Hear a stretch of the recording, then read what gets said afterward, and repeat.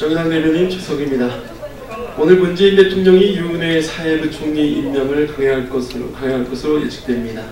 유은혜의 후보자는 인사청문회 과정에서 딸의 위장전입 문제와 배우자 회사의 사내 이사를 보좌진으로 채용하는 등 과거 부적절한 행보를 보인 것이 드러났습니다.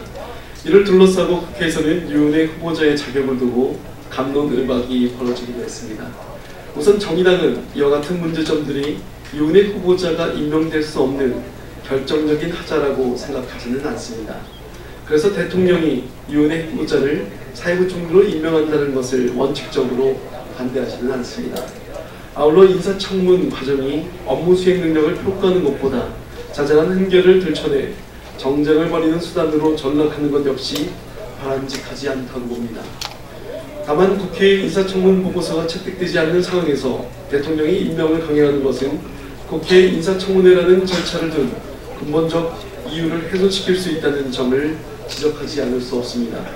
대통령은 정의당이 보내는 이 같은 우려를 차후 개각 시에 잘 염두에 두기 바랍니다. 가짜뉴스 공작으로 드러난 에스더 기도운동이 박근혜 정부 시절 대선이 끝난 뒤 우파 단체 활동가를 양성하겠다며 국정원에 43억 원여원의 자금 지원을 요청한 사실이 드러났습니다. 에서는 2011년 11월 3년짜리 학사과정 기획안인 통일운동가 훈련학교 자유통일아카데미를 작성해 박근혜 전 대통령 당선 이후 이를 국정원에 보냈습니다. 이 과정에서 에스더의 이용희 대표는 에스더의 핵심 간부에게 국정원 간부의 이메일 주소를 알려주며 기획안을 발송하라고 지시한 것으로 알려졌습니다. 수십억 원이나 되는 예산을 요구하는 기획안을 국정원에 전달할 정도라는 사실은 물론이고 전달 방식에 이르기까지 국정원과 에스더 간의 긴밀한 관계를 의심하지 않을 수 없습니다. 특히 해당 기획안의 2012년 훈련 과정에는 에스더가 실제 시행한 것으로 드러난 인터넷 여론 작업, 이른바 대선 사역에 대한 내용들이 담겨있기에 그들의 공통된 목적이 무엇이었는지 짐작하기 어렵지 않습니다. 가짜뉴스 공장이 조직적으로 가짜뉴스를 생산, 유포하며 오랜 시간 여론을 조작했다는 사실은 놀랍지만 그 안에서 국정원과의 블랙 커넥션의 흔적을 엿볼 수 있다는 사실은 경악스럽기만 합니다.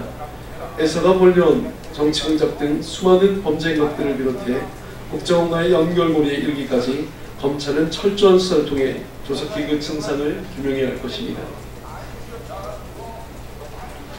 어제 이해찬 더불어민주당 대표가 기자간담회에서 선거제도 개혁에 대한 입장을 밝혔습니다.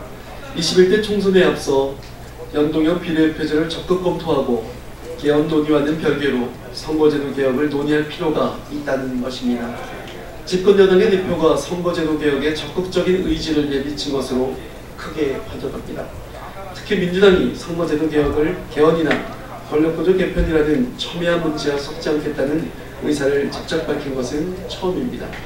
선거제도 개혁이 이제 불가역적인 단계에 돌입했다는 매우 긍정적인 신호라고 판단됩니다. 이미 모든 정당들이 현 선거제도의 문제에 공감하고 있습니다. 이제 집권여당까지 나서 의지를 밝힌 만큼 지금이 선거제도 개혁의 적기라는 점을 다시 한번 강조합니다. 국민들은 진심이 제대로 반영된 국회를 열망하고 있습니다. 민심과 의석수를 일시시키는 것만이 국회를 향한 불신을 씻을 수 있는 방법입니다. 정의당은 비례의석을 보장하기 위해 의원 정수를 360석까지 확대하는 방안을 주장해왔습니다. 국회 스스로가 의원 세비를 줄이고 먼저 특권을 내려놓는 방식으로 국민들께 이해를 구해야 할 것입니다. 이를 위해 국회가 조속히 정치개혁 특별위원회를 구성하고 정상 가동해야 합니다. 또한 선거제도 개혁을 원포인트로 논의하는 여야 대표 간 대화 채널을 각 정당에 다시 한번 제안합니다. 이제 국회가 국민들의 부름에 제대로 응답할 때입니다. 감사합니다.